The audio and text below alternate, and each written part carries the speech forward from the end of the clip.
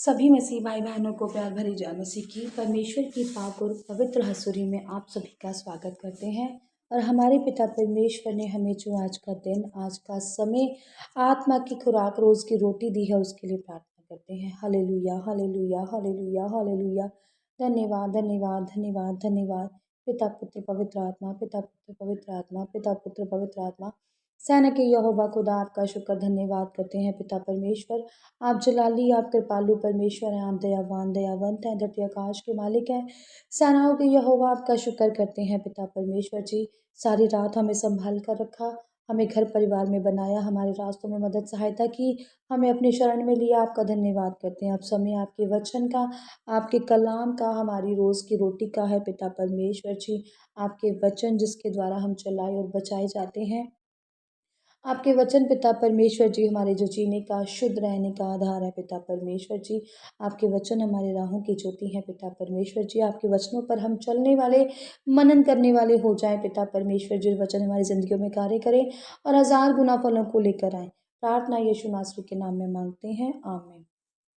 Hallelujah. आज मैं आपके लिए लेकर आई हूँ मत्ती 25 की 22 से 26 नंबर आयत तक, जिसका टॉपिक मैंने कल बताया था कि तोड़ों का दृष्टांत। कैसे स्वामी अपने दासों को तोड़े देकर जाते हैं और जब वापस वो आता है तो वो उनसे पूछता है कि उन्होंने क्या किया उनका। आगे पढ़ते हैं। और जिसको जिसको 5 तोड़े मिले थे उसने डबल किया। और आगे देखते हैं, लिखा है जिसको 2 तोड़े मिले थे उसने भी आकर कहा, हे स्वामी, तूने मुझे 2 तोड़े सौंपे थे, देख मैंने 2 तोड़ों और कमाए। अब जिसको 5 सौंपे थे उसने 5 और कमाए, जिसको 2 सौंपे थे उसने भी आगे 2 और कमाए, मतलब 4 कमाए। 5 का 10 उसने पे कर लिया। उसके स्वामी ने उससे कहा, धन्य है अच्छे और विश्वास योग्य दास, तू थोड़े में विश्वास योग्य रहा, मैं तुझे बहुत वस्तुओं का अधिकारी बनाऊंगा। अपने स्वामी के आनंद में सहभागी हो। जैसा पहले वाले से जो किया था उसी के आधार पर उसके स्वामी ने उसको आशीष दी, और जो दूसरे ने किया उसके आधार पर फिर उसके स्वामी ने उसे आशीष दी और यही कहा कि धन्य है तू कि विश्वास योग्य दास, मैंने तुझे थोड़ा दिया, तू थोड़े में भी क्या रहा, विश्वसनीय बना रहा। तेरे को मैंने थोड़ी सी सामर्थ्य दी थी, तेरे को थोड़ा सा सुसमाचार भी पता था, पर तूने उस सुसमाचार को भी फैलाया, क्योंकि सब कुछ जो दिया हुआ है परमेश्वर का ही है। अगर आज हमें ढोलकी या तबला बजाना आता है तो वो हमने अगर सीखा है, हम कह तो देते हैं हमने सीखा था तो हमें आया, पर वो सीखने की सामर्थ्य भी किसने दी? परमेश्वर ने। उसमें मर्जी किसकी थी? हमारे प्रभु की। तब हम सीख पाए। हर कोई आईपीएस ऑफिसर तो नहीं बन जाता, जिसमें योग्यता होती है वही बनता है। और वो योग्यता कौन प्रदान करता है? परमेश्वर।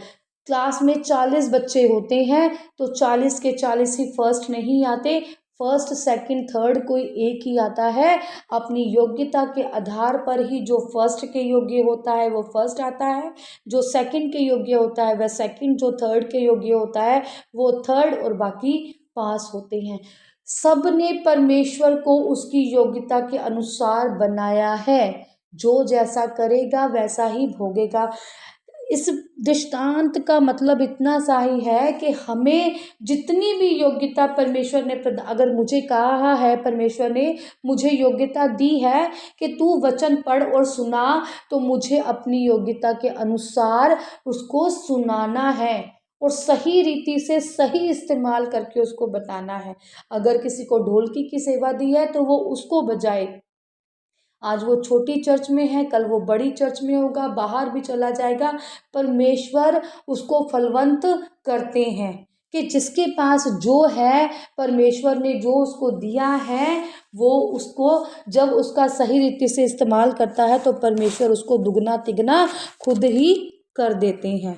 हालेलुया। इसी तरह से उस दास ने भी किया। उन्होंने भी क्या किया? जो थोड़े थे उन्होंने 2 को 4 कर दिया और 5 को 10 कर दिया अपनी योग्यता के अनुसार। हालेलुया। लिखा है तब जिसको 1 तोड़ा मिला था, अब जिसको जो 2 दिए, जो उसने भी डबल कर दिए, 5 दिए, अब जिसको 1 मिला था उसने क्या किया आगे जानते हैं।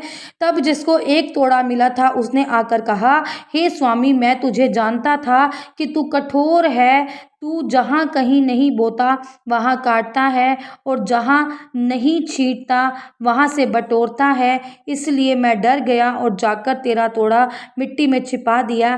देख, जो तेरा है वह यह है। उसके स्वामी ने उत्तर दिया, हे दुष्ट और आलसी दास, जब तू यह जानता था कि जहाँ मैंने नहीं बोया वहाँ से काटता हूँ और जहाँ मैंने नहीं छीटा वहाँ से बटोरता हूँ, तो तुझे चाहिए था कि मेरा रुपया सर्राफों को दे देता, तब मैं आकर अपना धन ब्याज समेत ले लेता। हालेलुया। अब इस दृष्टांत में क्या कह रहे हैं? कह रहे हैं कि जिस किसी को प्रभु ने बारे में थोड़ा सा भी पता है, प्रभु के बारे में थोड़ी सी भी नॉलेज है, प्रभु के कामों का थोड़ा सा भी ज्ञान है, उसे क्या करना चाहिए था? बांटना चाहिए था। परमेश्वर ने हर किसी को किसी न किसी कार्य के लिए चुना है, हर किसी को कोई ना कोई ज्ञान और सामर्थ्य की बात बताई है, हर किसी में कोई ना कोई क्वालिटी होती है, किसी में थोड़ी होती है, किसी में ज़्यादा होती है, पर जो परमेश्वर का ही दिया हुआ है, क्या हम वो परमेश्वर के कामों में ही नहीं लगा सकते? अगर हमें किसी वचन की नॉलेज है तो हम क्या किसी को सही रास्ता नहीं दिखा सकते?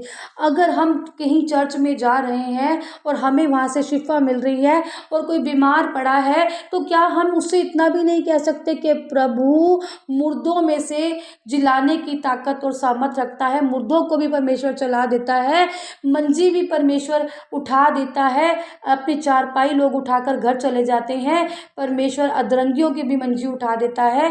क्या हम पर किसी को इतना भी नहीं कह सकते कि भाई बहन, अगर तू परेशान है तो परमेश्वर की चर्च में चल, परमेश्वर के नज़दीक आ, परमेश्वर तुझसे प्रेम करते हैं। क्या आपको इतना भी वचन एक याद नहीं है किसी की सफलता के लिए कि चिंता मत कर, परमेश्वर ने कहा है कि मुझे तेरी चिंता का ध्यान है, या परमेश्वर ने कहा है कि मुझसे मांग तो मैं तुझे दूंगा, या परमेश्वर ने कहा है कि मैं तेरा परमेश्वर हूँ, मैं तेरे साथ साथ रहूंगा। क्यों किसी को हम गीत भी नहीं कह सकते कि परमेश्वर का गीत है कि प्रभु मेरे साथ साथ रहता है? तो क्या हमें इतना सा भी ज्ञान नहीं है?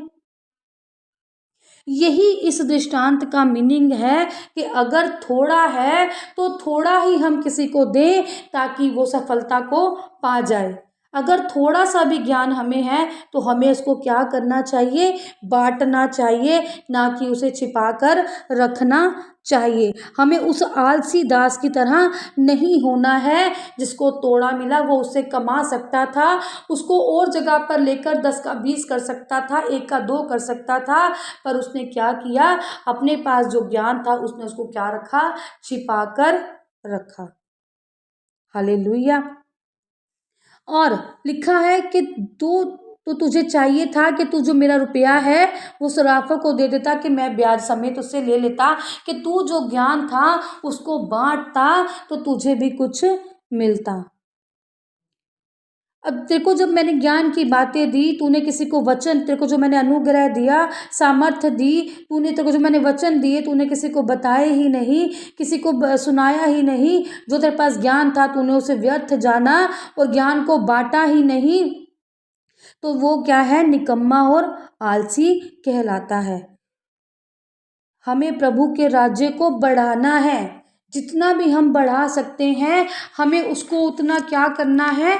बढ़ाना है। क्योंकि जब न्याय के दिन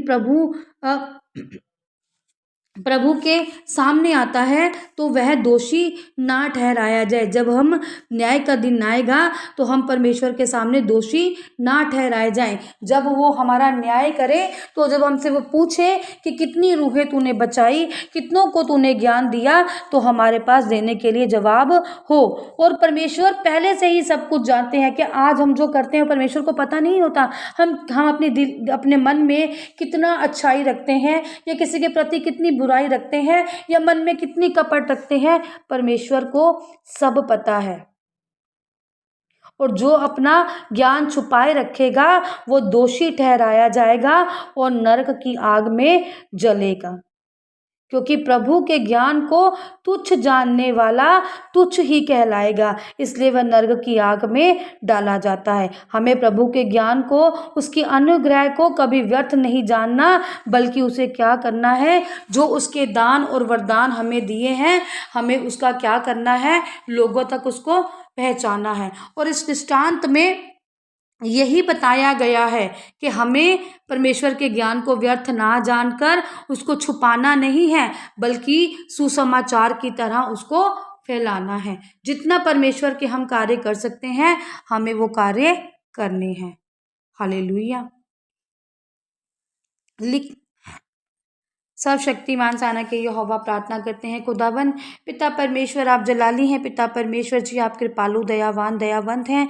पिता परमेश्वर जी आज वचनों से पिता परमेश्वर जी आपने हमें सिखाया, पिता परमेश्वर जी के जितना भी हमारे पास ज्ञान है पिता परमेश्वर जी, हमें सुसमाचार बनाकर उसको फैलाना है पिता परमेश्वर जी।